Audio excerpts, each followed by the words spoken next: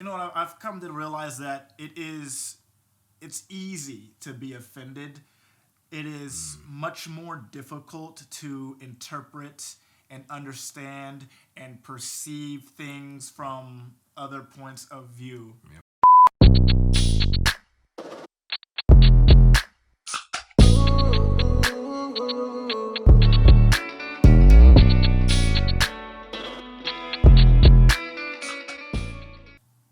Alright, YouTube, what's going on? Hugh Blackman here. It's your boy Burnt Reynolds. Today's topic is going to be about cancel culture. Cancel culture, man. It's getting crazy out here. Basically, you can't do or say anything without people wanting to take you off of your platform.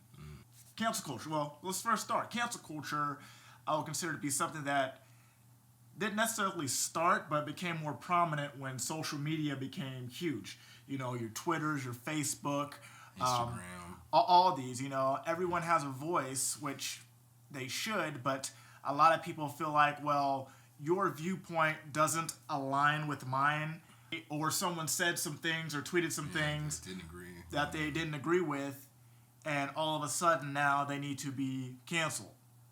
I'll be honest. I haven't had Twitter for like 8-10 years now. I personally never had it. I hear it's pretty toxic, to be honest. That's all I ever hear is it's toxic. And the thing is, though, it's like back when I had it, and I'm pretty sure I've said some crazy shit on there. And thing about it is, I said some crazy shit when I was like, what, 18, 19, 20? Yeah, exactly. So since then you've matured, you've gained some knowledge, you've had some experiences. But I say I'm 30, so to be sorry for growing up and experiencing and to get wiser, I can't be sorry for that. Yeah, I may have said some offensive things. I'm not even gonna say. I mean, I still say offensive things, and now I'm just more in the mindset of just not giving a shit because people are just gonna be offended by whatever the hell they want to. Exactly. I mean, look at Kevin Hart when they brought up that crap about about the comments he made, some of his last stand-up about homophobic things, and here it is. That was 6-8 years ago, and they want him to apologize when he already did originally apologize, and they wanted him. Here it is again, apologizing again for something he moved past. It was something that doesn't reflect how he feels now or how he generally feels. It was just a joke. And if we're going to make him accountable, then we need to hold all these comedians, all these entertainers accountable because they all say things that are rude. And the thing about it is, so I grew up listening to a lot of hip hop, and as far as that specifically, that's all over hip hop. That's all over movies. That was all over Hollywood. Exactly. And now that our norms have changed, which I'm glad they have, because treating people like humans, it's mandatory. Exactly. We go back and look at these things like, yo, this stuff is offensive. There's older movies that people can't watch anymore because it's like, it comes off as offensive in today's standards. But the thing about it is, we try to rate a lot of the past by what the standards are today. And I think we shouldn't do that. Mainly because that doesn't show growth, that just shows regret.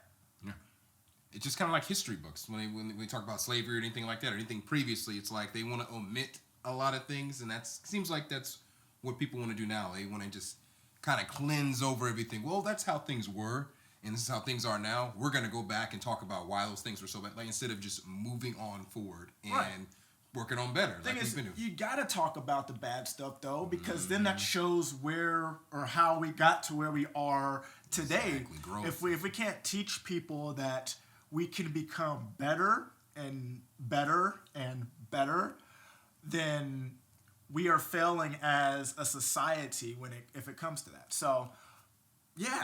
I mean, I agree. I mean, even when you think about it, where we're at currently, you usually want to know where you came from. So how do we get to this point? If I'm growing up and I'm a younger person, I'm 17, 18, 19 years old, I don't might not remember a lot of this stuff. I came during a time period where everything's instantaneous. I don't remember a lot of this stuff. I don't know what half the things you guys are recalling. So before and afters. I mean, you work out. Yeah. I pretend to work out. No, he lifts. I pretend to work out. But you have your befores and your afters. You like to see progress. But if you didn't have that before, then showing how far you've come, it just kind of cancels that out. Ironically, so I agree. cancel culture.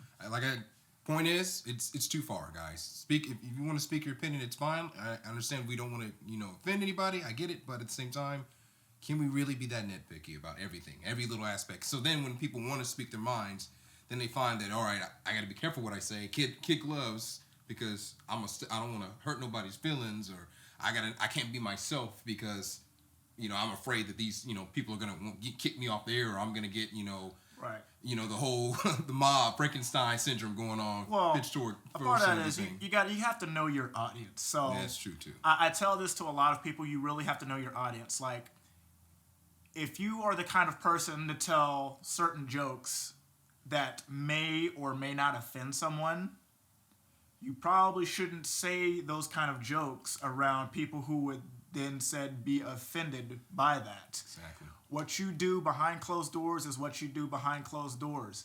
It is what it is, but you have to know your audience. And I feel like a lot of comedians, that's kind of where they fall. They know their audience, and they know that what kind of jokes that they can get away with. Example, yep. Dave Chappelle. Oh, yeah. If the Chappelle Show were to be released in 2021, nope. Man, it ain't gonna fly because a lot of his jokes were deemed, grotesque or deemed rude or whatever it is. But it's Dave Chappelle. It's like you go to see the man, you should know what kind of, commentary or what kind of material he's gonna present. If you don't like it, or if you've seen some of his stuff and I don't agree with it, then simply don't watch. You don't have to make a comment. You can't sit here and bash somebody and talk about it, but never even seen a special, never even looked into the man's work. And that's what I think a lot of people do is they see one little segment or hear about one little bad segment or something, and they just bandwagon with everybody else, and just get into the argument. You know what? I've come to realize that it's easy to be offended.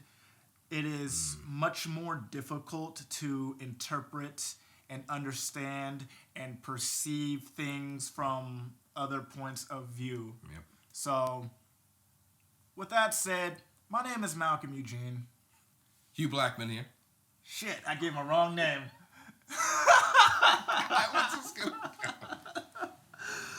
Oh, yeah. Well, my secret identity has been exposed, so... everybody knows who Superman is now.